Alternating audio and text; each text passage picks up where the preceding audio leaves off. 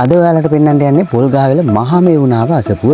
ඉතින් මේක බලපු අයත් ඇති, ගිහිල්ලා තියෙන අයත් ඇති. මම මේක පෙන්වන්නේ ගිහිල්ලා නැති කෙනෙකුට බලාගන්න. ඉතින් මට ලැබෙන විශේෂ අවස්ථාවල්, විශේෂ සිදුවීම් තමයි මම මේ channel එක හරහා ඔයාලත් එක්ක බෙදා හදාගන්නේ. ඔයාලට පේනවා නේද මේ උඩ තියෙන චෛත්‍ය.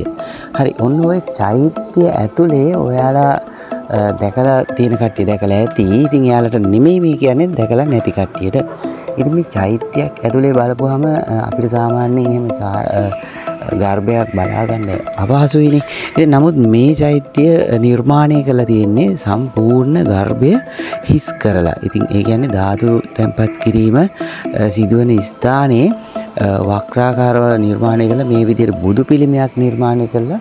ඒ බුදු පිළිමය දෙසට දෙවිවරු වන්දනා කරගෙන ඉන්න ආකාරය සහ ස්වභාවික අහස අපිට නිරූපණය වෙන විදිහට තමයි මෙම කොටස නිර්මාණය කරලා තියෙන්නේ. ඉතින් බලන්න පුළුවන් මිහිපිට දිව්‍ය ලෝකයකට ගියා වගේ තමයි මේ චෛත්‍ය රාජානන් වහන්සේ ඇතුළට ගියාට පස්සේ අපිට දැනෙන්නේ. ඒ කියන්නේ මටත් දැනුනේ ඒ විදිහට මාත් එක්ක ගියපු අය කිව්වෙත් ඒ දෙයම තමයි.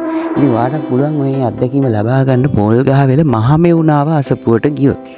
ඉතින් බලන්න පුළුවන් මේ වැඩ කටයුතු සියල්ලම උදාහරණයක් විදිහට ගත්තොත් ඔයාලට පේනවා මේ ස්වාමින් වහන්සේලා මල් ආසනයේ සුද්ධ පවිත්‍ර කරනවා. ඉතින් මේ සියලුම දේවල් සිද්ධ කරන්නේ මේ ඉන්න ස්වාමින් වහන්සේලා විසින්. ඉතින් මම චුට්ටක් එළියට ගිහිල්ලා පෙන්නන්නම්. ඔයාලට පේනවා නේද චෛත්‍ය උඩින් පේනවා. ඊට යටින් ඒ චෛත්‍ය ගර්භයට ඇතුළතින් තමයි මේ සියලුම නිර්මාණයන් සිද්ධ කරලා තියෙන්නේ. ඉතින් මේක උඩට යනවා නම් ඔයාලට ලේසි පාරක් වගේම තනි කෙලින්ම පඩිපෙළේ නැගගෙන එන්නත් පුළුවන්. ඉතින් ඔයා තරුණ කෙනෙක් නම් ඔයාලට කෙලින්ම ගිහිල්ලා පඩිපෙළේ නැගගෙනම මෙතනට යන්න පුළුවන්. එහෙම අමාරු කට්ටිය ඉන්නවනම් පැත්තක තියෙනවා වෙනම පඩිපෙළකුත්. ඉතින් ඔයාලගේ හිත සුවපත් කිරීම පිණිස ලස්සන ටැංගි ටිකකුත් තියෙනවා නේද?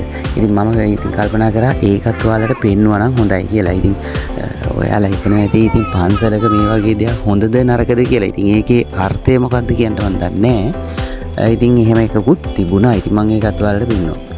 මේ තියෙන බුද්ධ මන්දිරය. ඉතින් බුද්ධ මන්දිරය බලපුවාම ඔයාලට පේනවා ඇතින් ලස්සන පාට වර්ණවත් ආලෝක වලින් තමයි නිර්මාණය කරලා තියෙන්නේ.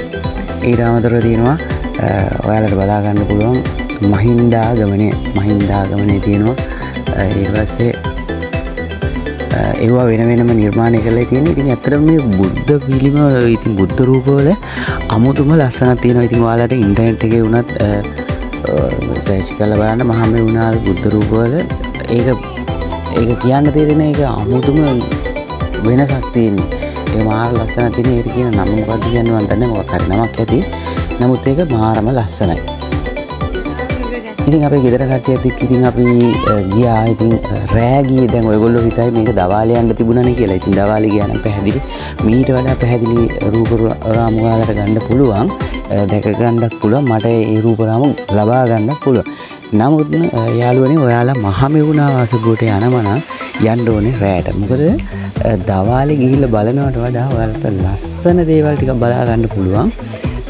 මේ ලයිට් දාලා ඉතින් මේ වගේ හොඳ වටපිටාවක් ඔයාලට මේ පේනවටත් වඩා ලස්සන වටපිටාවක් බලා ගන්න පුළුවන් රෑට ගියොත්. ඉතින් රෑ තමයි යන්න හොඳම වෙලාව.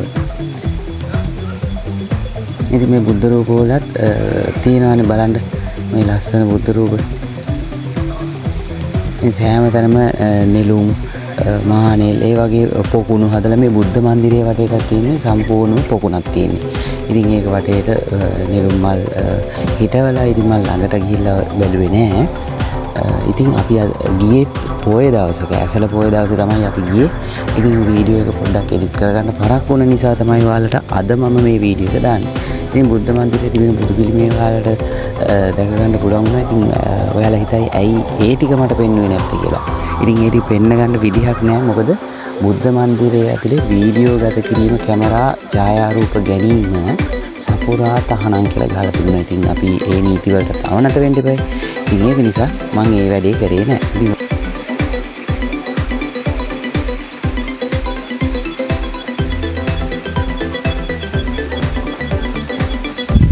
ඉතින් බුදු සිරිතේ විවිධ අවස්ථාවන් නිරූපණය කරලා තියෙනවා මේ බුද්ධ මන්දිරයේ පුරාවටම.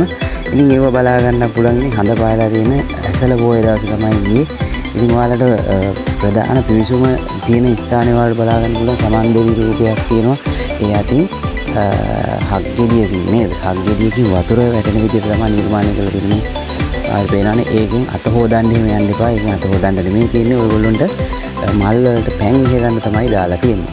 ඉතින් හඳක් පායලා තියෙන්නේ. ඉතින් මේ අත්දැකීම ලබා ගන්න යන්න ඔයාලා මහමෙවුනාව පොල්ගහවෙල මහමෙවුනාව අසපුවට